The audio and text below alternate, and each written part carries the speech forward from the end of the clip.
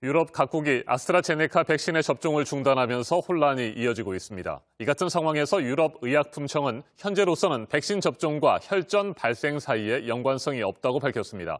백신 접종의 이득이 위험보다 더 크다는 점도 강조했습니다. 오는 18일 특별회의를 거쳐 최종 입장을 밝힐 예정인데 우리 보건당국도 논의 결과를 주시하고 있습니다.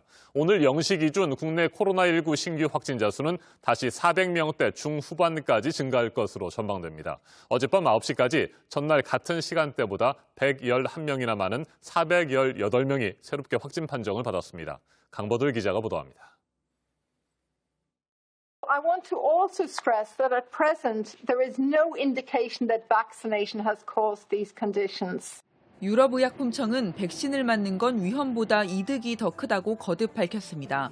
이따른 혈전 발생 사례에 대한 조사를 종합해 현지 시간 18일 특별회의를 열어 아스트라제네카 백신에 대한 추가 권고 여부 등을 발표할 예정입니다. 접종 중단을 결정하는 나라가 늘자 진화에 나선 거지만 혼란은 커지고 있습니다. 백신에 대한 불신이 다시 퍼지는가 하면 Beaucoup moins confiance. Déjà que j'avais pas forcément confiance en tout ça, là, c'est sûr que ce sera pas de vaccin pour moi. Omdat die annuleringen meer zijn dan voordat heel de heisa er was.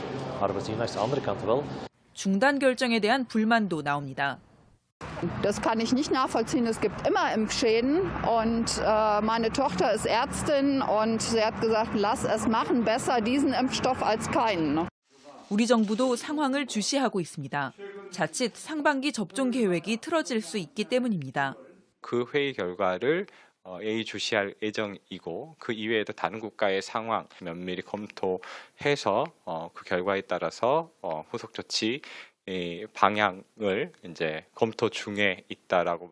우리가 2분기까지 들여오기로 한 아스트라제네카 백신은 약 455만 명분입니다. JTBC 강보들입니다.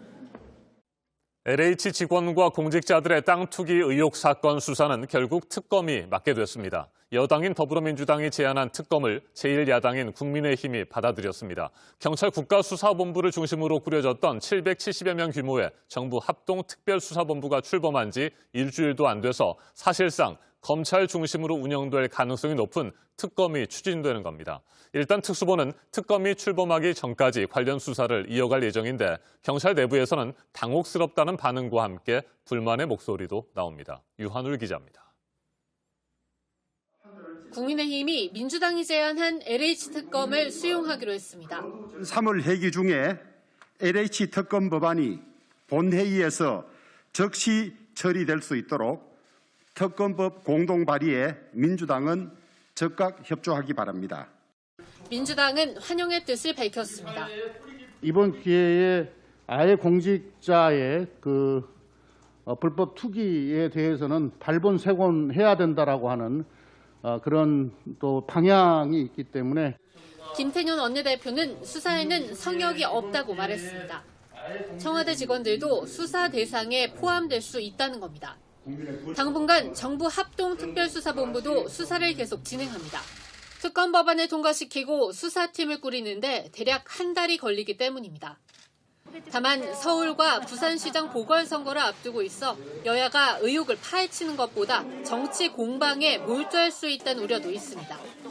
여야는 또 국회의원 300명에 대해 전수조사를 하기로 사실상 합의했습니다. 국회 차원의 조사를 할지 감사원의 감사를 청구할지 등을 놓고는 다양한 의견이 나오고 있어 추가 협의가 필요합니다.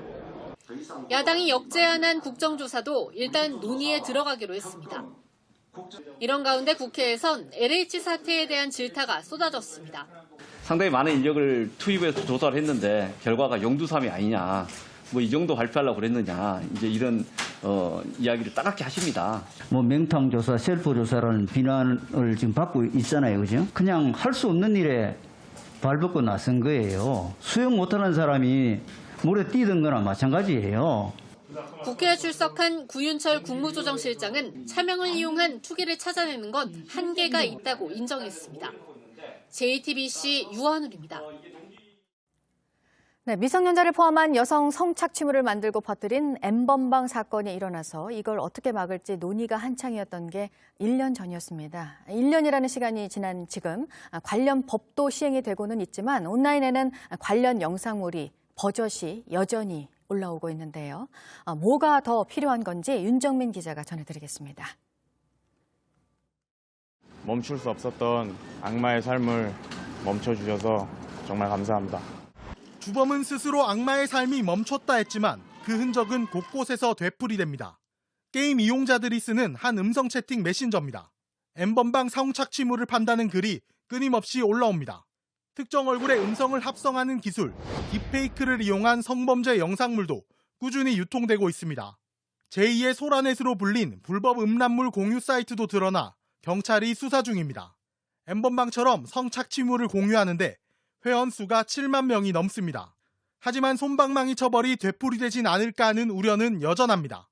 N번방의 시초로 꼽히는 소라넷 운영자 4명 중 1명이 붙잡혔는데 징역 4년형을 받았고 증거가 부족하다는 이유로 범죄 수익은 환수하지도 못했습니다.